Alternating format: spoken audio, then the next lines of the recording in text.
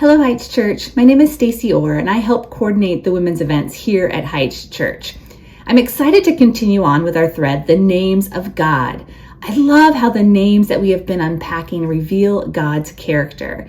And today we're going to be discovering the name Adonai. I got to admit that it took some time and a little bit of research to unpack this particular name. I wasn't able to just go into BibleGateway.com and type in Adonai and a whole bunch of verses pop up. This name Adonai really means master or Lord, and it's really aimed at revealing that God has sovereignty over us. I don't know about you, but a big churchy word like sovereignty might throw me a bit off kilter. So before we go any further, let's unpack this word so we're fully able to understand the name of Adonai. Sovereignty simply means supreme power. When we as believers start talking about sovereignty, we are really talking about the fact that God has full authority over our lives. He is our master, our Lord, Adonai. This name reveals to us God's absolute authority and power over everything. Adonai is one of the names of God that is used throughout the Old Testament. However, like I said before, in our English translations of the Bible, we are not likely to run across this particular word in our daily reading. The name Adonai comes from a singular word, Adon, in Hebrew, which translates to master or ruler. It is often translated into English with simply the word Lord. That's what makes it a bit tricky to find. However, the story of the Lord's covenant promise with Abram, who eventually becomes Abraham, paints us a picture of this particular name of God. And in Genesis 3, we find this story, and it unfolds like this. Sometime later, the Lord spoke to Abram in a vision and said to him, "Do not be afraid, Abram, for I will protect you, and your reward will be great." But Abram replied, "O sovereign Lord." Okay, I'm going to stop here for a minute. Abram's response, the first three words, "O sovereign Lord," here is translated to Adonai. Abram is really saying, "Oh Master, oh Yahweh." And that's his initial response after being told that his reward will be great. It's first the response of reverence. Abram knows that God is the supreme authority over his life. And in this NLT translation, the word sovereign is actually used. We continue to read the passage, and we will see that Abram's desires more than the reward God has promised.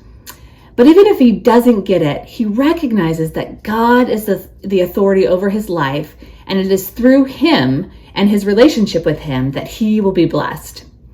When we pick up in verse 2, Abram continues with this.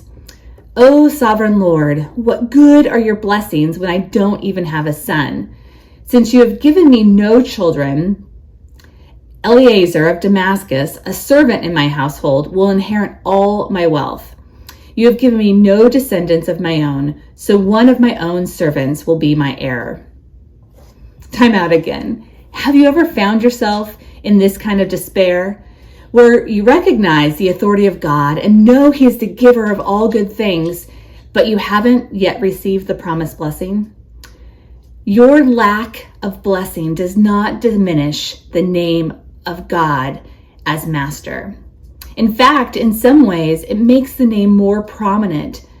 God, in His absolute power and authority, knows the perfect timing for the blessing. Picking up in verse 4, we read, "Then the Lord said to him, Abram, no, your servant will not be your heir, for you will have a son of your own who will be your heir." And then in this intimate moment between the Lord, Adonai, and Abram, the real promise is revealed. Verse 5 says, "Then the Lord took Abram outside and said to him, Look up into the sky and count the stars if you can. This is how many descendants you will have." And then Abram believed the Lord, and the Lord counted him as righteous because of his faith. Wow. You know, in our current society, the word master only refers to someone who has authority over another person. The difference with the name Adonai, God, Master, Ruler, is that God's supreme authority is not simply ownership.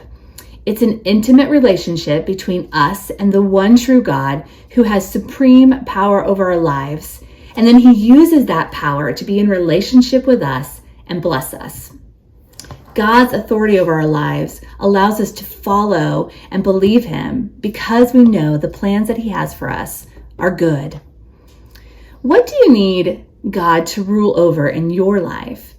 I encourage you to submit to his authority.